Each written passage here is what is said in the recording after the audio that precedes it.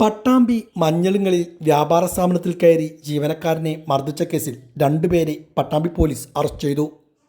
മലപ്പുറം കോട്ടപ്പുറം സ്വദേശി അബ്ദുൽ ലത്തീഫ്, അഖിൽ എന്നിവരെയാണ് Pattambi police arrest ചെയ്തത്.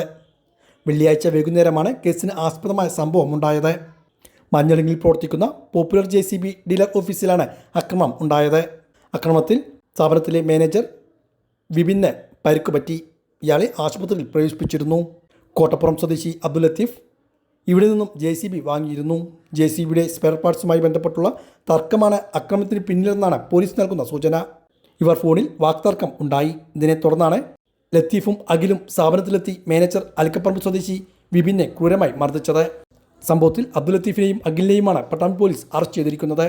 തലയ്ക്കും നട്ടലിനും പരിക്കുപറ്റിയ വിപിനെ പട്ടാമ്പി താലൂക്ക് ആശുപത്രിയിലും പിന്നീട് വിദഗ്ധ ചികിത്സയ്ക്കായി പെരിന്തൽമണ്ണ സ്വകാര്യ ആശുപത്രിയിലേക്കും കൊണ്ടുപോയി. ലത്തീഫ് എന്ന് പറഞ്ഞ ഒരാളും അയാളുടെ കൂട്ടുകാരനാണെന്ന് തോന്നുന്നു, എനിക്കറിയില്ല. ഞാൻ ഈ ലത്തീഫിനെ ആദ്യമായിട്ടാണ് കാണുന്നത്.